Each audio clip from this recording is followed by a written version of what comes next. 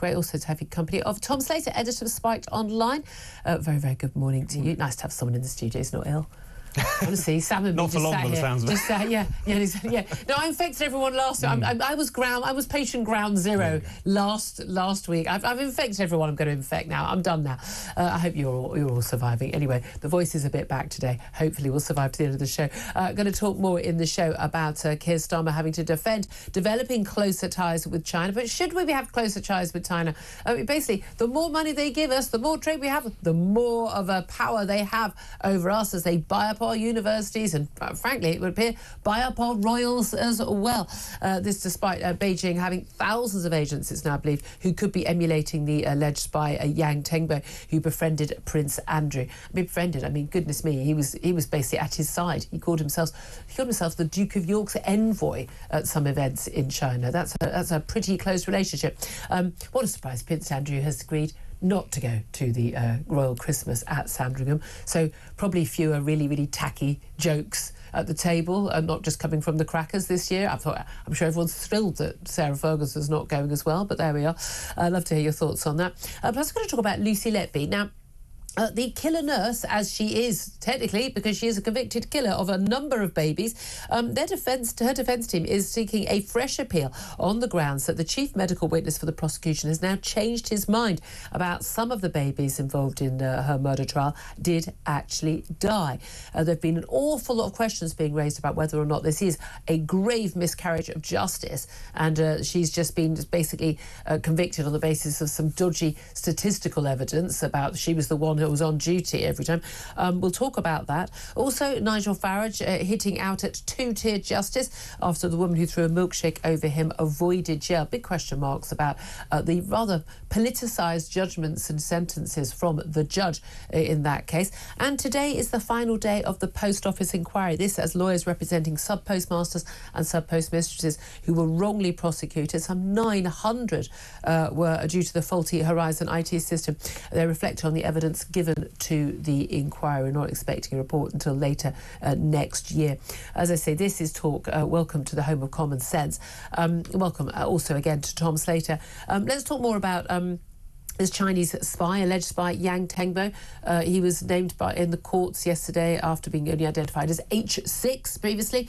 He was Prince Andrew's man in Beijing. He was involved in his, pitch at the palace, entrepreneurial efforts, which I think we all thought were wonderful charitable efforts, but no, the Prince Andrew gets 2% of any of the big investments. This man has been working his way for 20 years into the heart of the British establishment, and because he's obviously coming from this organisation, United Front, with tens and tens of thousands of Chinese operatives, huge sums of money are available for investment and wining and dining, was able to work his way into Prince Andrew's close business and even his personal circle. He was invited to Prince Andrew's 60th birthday party. Now, Prince Andrew has long been a useful idiot for, as I say, he's never met a dodgy billionaire he doesn't like, whether he's a paedophile or just, so how did you make your money type billionaires.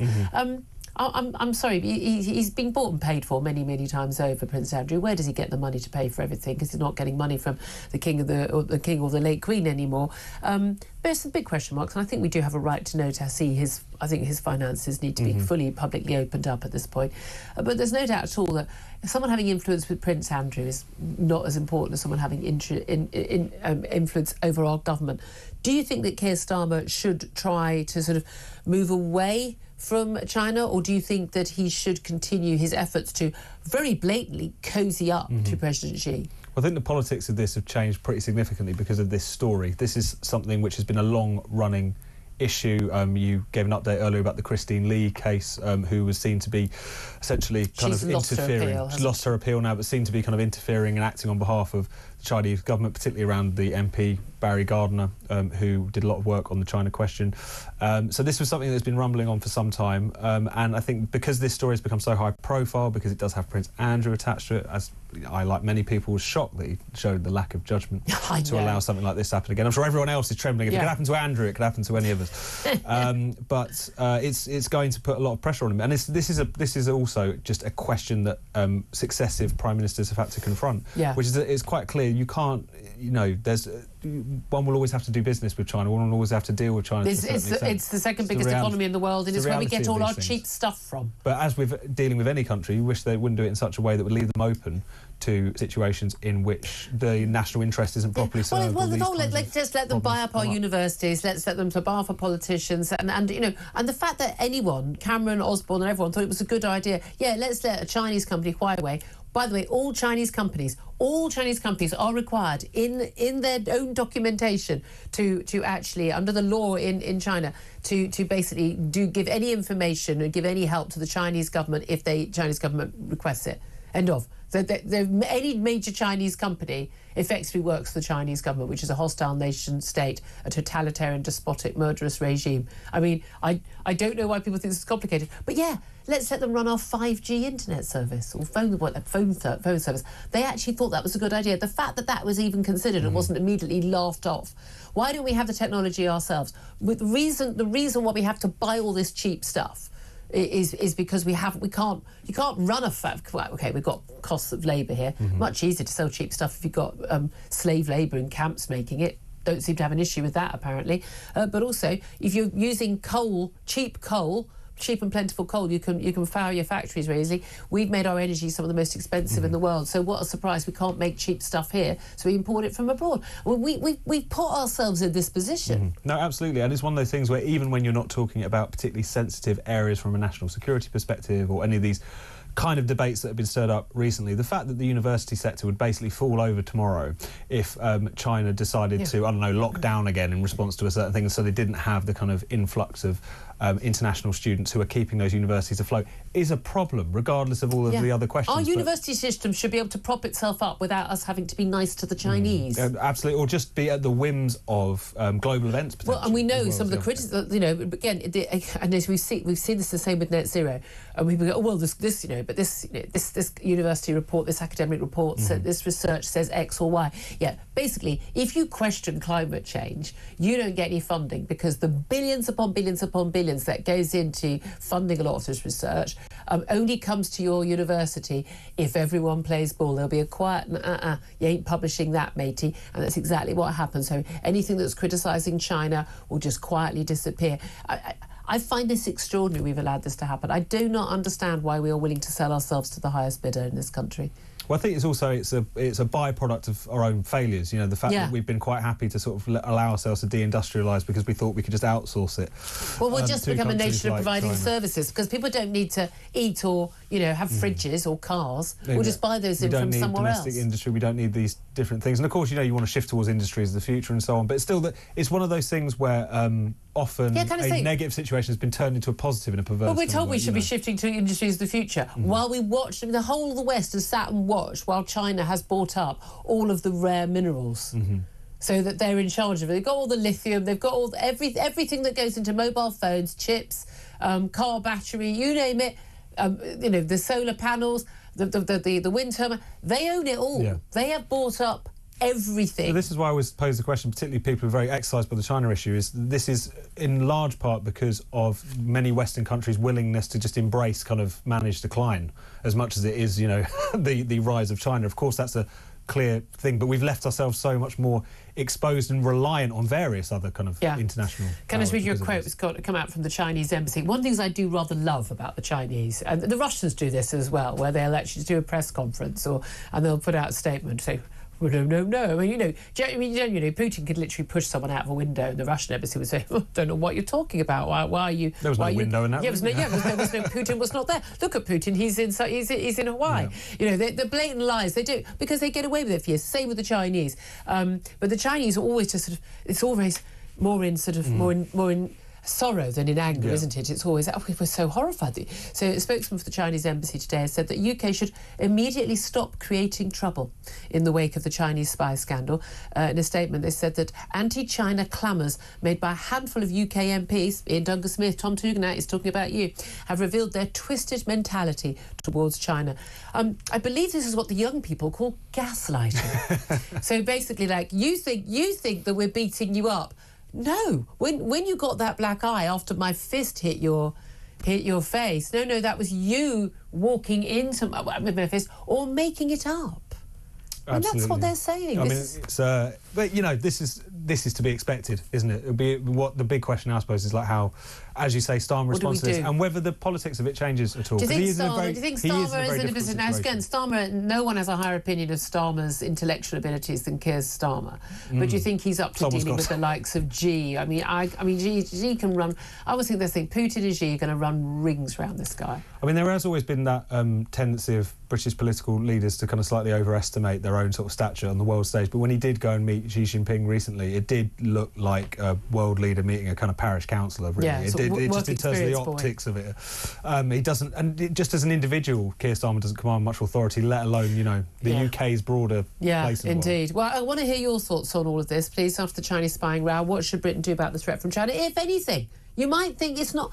You might just think, I don't get what the big deal is. I think you're wrong in thinking you don't get what the big deal is, but I'd love to discuss that with you. And if the Chinese embassy is watching or listening, do get in touch as well. I'd love to have a chat. Give us a call, 0344 499 1000. Text the word talk and your message to 87222. Get in touch with us on X at Talk TV. Calls are charged at the national rate. Text costs £1, standard network rate message. Now, everyone's also very exercised about this bombing that killed the Russian general Igor Kirillov, who looks exactly like, genuinely, if you were doing Hollywood casting.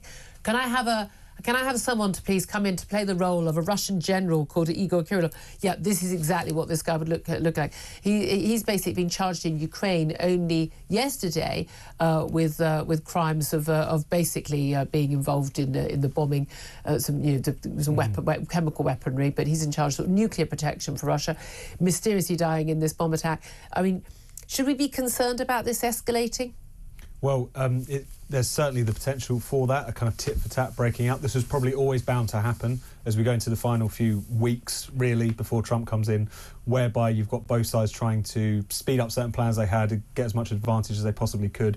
This happening in Moscow as well, just, you know, a few miles from the Kremlin, will also be particularly significant. It's the sort of thing that the Russians can't really just send out people to state media and lie about. People know it has taken place. People know what this means. And so, whilst there's always that fear of escalation, I always think that can sometimes be a bit of a red herring discussion in a situation where these two sides have been taking lumps out of each other on the battlefield for 3 years. Yeah, indeed. Let's also talk about more stories at home. It looks like the UK could be returning to the European Court of Justice's powers. Keir Starmer wants, as part of his trade deal and basically resetting a relationship with the EU. And we spoke to Ian Douglas-Smith about this.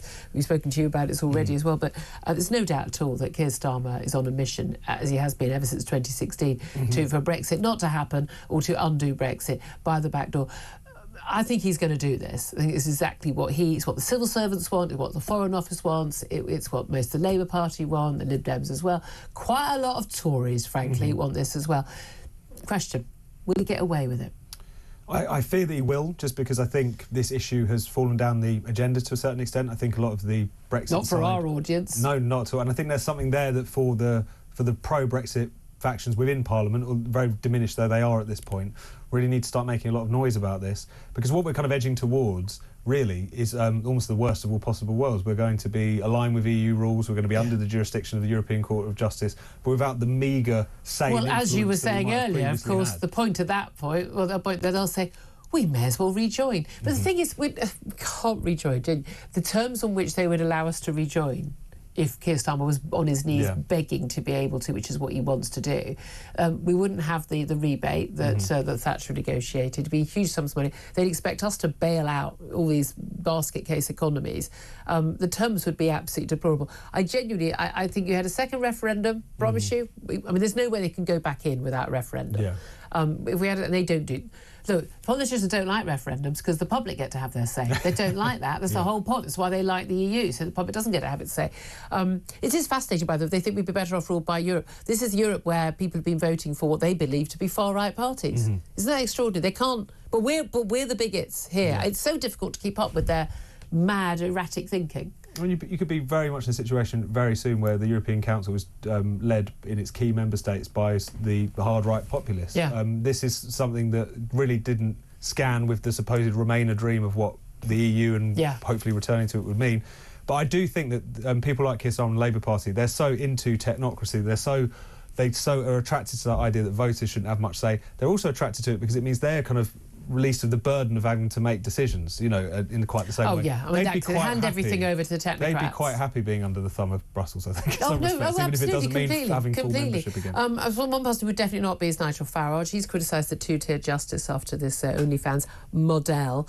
Another young woman selling her body to men on the internet and thinking that she's empowered, bizarrely, after throwing that banana milkshake at him in Clacton when he was campaigning the general election. I think Nigel Farage is quite right. We saw the result of that sentencing yesterday. We called it out on air. But there's no doubt at all that the judge involved in this, he's made some very questionable judgments. The paraglider, the girls who were in the celebration of the paragliders at the Hamas attack on October the 7th. I was going to say at a Hamas march. That's what they are. They are pro-Hamas marches, these pro-Palestinian marches now.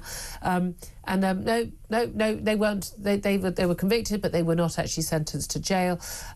Various other cases, he doesn't seem to have an issue with a man identifying as a woman who's a convicted killer and kidnapper and rapist who said that you should punch TERFs in the effing face. Said that openly, very loudly, in front of many witnesses. Apparently that's not jailable. So maybe it's interesting he doesn't think this is a jailable offence, but people have gone to jail for writing in his court for writing private WhatsApp messages. No, absolutely. That was one of the cases. There was a police officer, I believe, who was in unpleasant messages. Disgusting, racist. Should obviously be condemned, but the question about whether or not private messages should land you in prison, I think that's an obvious no. My view is that I don't want you being a police officer. Absolutely. But I don't see. Your private messages should be your private messages. And yet, so we're in a situation where to post those disgusting messages in private off to prison with you, to either luxuriate in the pogrom in Israel. You know, we don't need to send you to prison, and also if you assault a politician, we don't need to send you to prison either. Those are all three decisions which this judge has brought down. I don't think anyone could suggest that doesn't reflect some kind of bias, no whether doubt it's at all. knowing or unknowing. That's very clear. The politics is massively impacting our judicial system. And again, this is a guy, he's part of the whole diversity, equity, inclusion stuff that massively involved in our judicial system now. Again, you know, so a man who rapes a woman who's in court, the victim has to refer to him as she if he puts on a wig and calls himself Sheila. I mean, and threatening. I mean, women being threatened with going to the police cells, the prison cells, if they don't agree to that. Now, personally, I'd put me in a cell. I don't care. I'm not going to pretend that the man who raped me was a woman. This stuff is mad. And again, it's infected the whole of our establishment. But once it infects your judicial system, you are looking at... this man is signed up to the critical race theory, all of that stuff. And I'm sorry, all this stuff is intensely anti-Semitic as well, which is why I think he didn't have an issue with the glider women. I genuinely think we've got a serious problem in our criminal justice system. The politicisation of it and the ideologisation of it, if such a word existed. And that's the thing that makes it so difficult, because it's not necessarily, who knows, a case of him consciously thinking, I don't like this person, I do like this person, that cause is just, that cause is unjust. It's the water that the establishment swims in. They don't even know that they have these biases. Absolutely. And that's a big part of the problem. Absolutely.